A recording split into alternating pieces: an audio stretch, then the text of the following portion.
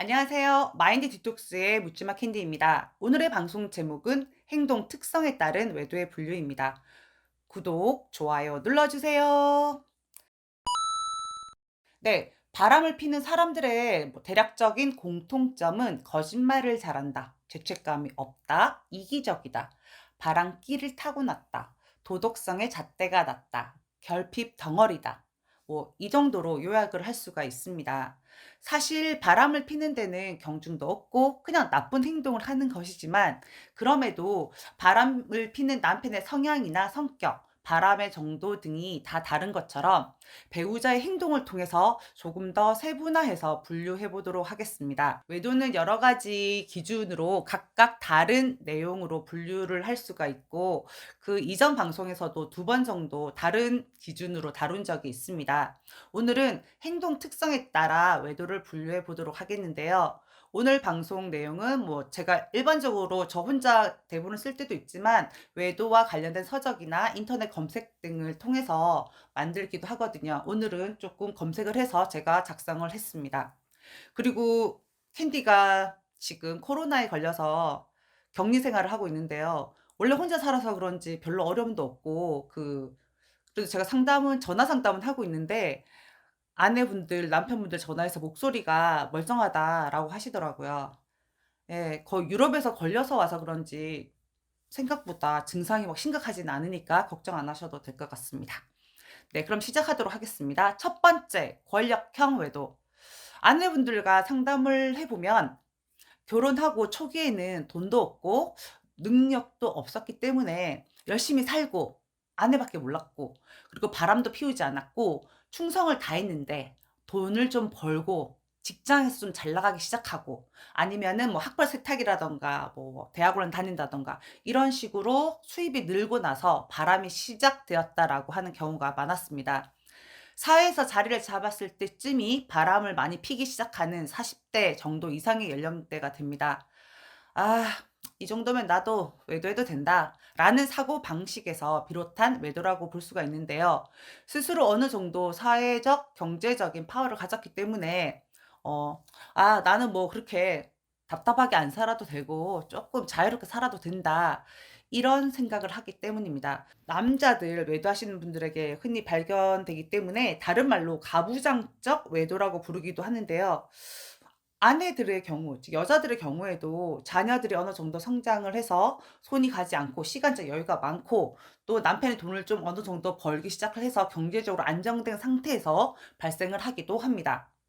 두 번째, 집단형 외도. 아내분들 맨날 하는 말 뭔가요? 유유상종이라고 하죠. 금묵자흑. 남편의 외도를 알고 나서 남편의 단톡방에서 심심치 않게 죄다 여자 이야기, 죄다 외도 이야기로 도배가 되어 있더라고 말씀하시는 분들이 많습니다. 깜짝 놀랐다고요. '아, 다른 사람들도 하는데 나도 괜찮겠지.'라는 생각이 드는 겁니다. 주변 사람들이나 친구들을 따라서 시작을 하게 되고, 서로를 정당화하면서 그 행동을 반복하고 서로 같이 친목 수단으로, 그리고 서로 자기들끼리 비밀을 유지를 해 주는 그런 결속의 수단으로 삼게 되는데요. 예를 들면 골프 경기에 각자 애인을 데리고 함께 경기를 진행하는 경우도 있습니다. 서로서로 소개를 시켜 주고 전문 용어로 가지치기를 하는 겁니다. 남자들 집단에서 흔한 유형인데요. 사실 여자들도 이런 부류들이 있거든요. 보통 아내 바람 들어보면은 "친구 이혼녀 누구랑 만나고 나서부터 이렇게 됐다." 이런 말을 하긴 하는데, 같은 것들이니까 만나서 그렇게 하겠죠. 자신은 정작 유부녀인데 남자들을 만나기 좀 자유롭고 쉬운 이혼녀들과 친해지면서 함께 나이트를 간다든가 남자들이 나오는 술자리에 합석, 동석을 해서 바람을 피는 경우입니다. 서로 다른 이성을 자주 접할 기회가 생기고 자주 이성을 상대하기 때문에 서로 이성을 다루는데 전문가가 되는 거겠죠. 왜 그런 여자들 있잖아. 그런 세상이 있거든요. 오빠." 하면서 남편 있어도 말 되게 잘하고, 그냥 나오라고 그러면 밤에도 기어 나가서 같이 술 마시고 이런 부류들이겠죠. 혼자가 아니라 여럿이 같이 하기 때문에 죄책감 또한 없는 경우가 많습니다. 세 번째, 복수형 외도. 배우자에 대한 실망과 분노를 외도로 복수하는 유형이라고 이제 표현을 할 수가 있는데요. 보통 이제 남편 눈치를 보고 살았거나 남편한테 마음이 없거나, 아니면 상대 배우자 즉 남편이 먼저 바람 핀 경우에 '나도 바람 피고 싶다.' 사실 복수하고 싶은 마음이 있거든요. 그래서 자신의 외도를 정당화하면서 바람을 피웁니다.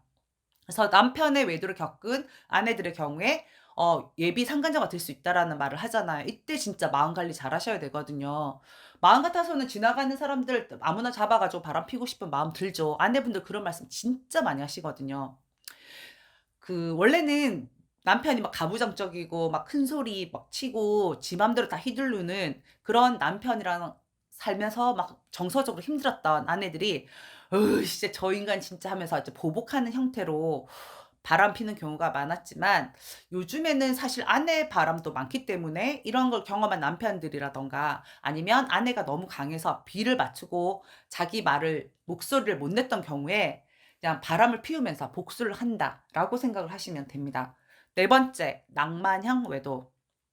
낭만 좋아하시네요. 네. 특별한 이유가 있기보다는 또 다른 사랑을 찾는 사람들입니다. 자기들은 로맨티스트가 되는 거죠. 얼마 전에 저희 유튜브에서 방송을 했던 평생 바람을 핀 남편과의 인터뷰에 나왔던 유형이라고 할 수 있는데요. 보통 '아 외도해 가지고 내가 가정에 피해도 안 줬고 절대 안 들키면 돼.' 이런 뻔뻔한 사고방식을 가지고 있습니다. 정말 죄책감이 너무 없어서 이제 그분과 인터뷰하고 나서 저도 정말 충격이기도 했거든요. 너무 뻔뻔하게 안 들킨다고. 그리고 매뉴얼이 다 짜여져 있기 때문에 들킬 이유가 없다라고. 그거를 진짜 와이프가 죽을 때까지 모를까요? 저는 모르겠습니다. 그래서 거기 욕 댓글이 되게 많이 달렸었는데요. 표면적으로는 집안에 전혀 문제가 없고 평온하게 살아가는 것처럼 보이지만 밖에서는 딴짓을 하고 다니면서 거기서 또 다른 바운스하고 설레이는 감정, 그게 자신의 행복감이고 만족감이라고 생각을 하고 항상 그것을 추구하는 유형이라고 보시면 됩니다. 다섯 번째, 충동형 외도. 출장이나 보통 해외여행 등 갔을 때 술자리에서 일상을 벗어나 있을 때 보통 술자리를 많이 하잖아요. 술을 마시게 되고 다른 기분을 가지고, 그러면서 만약에 동석을 했거나 옆에 있는 여자들이랑 같이 뭐 술을 먹게 되거나 했을 때 술을 많이 먹게 되면 또 이제 이성을 잃게 되죠. 하룻밤 섹스를 즐기게 되는 경우로 볼 수가 있는데요.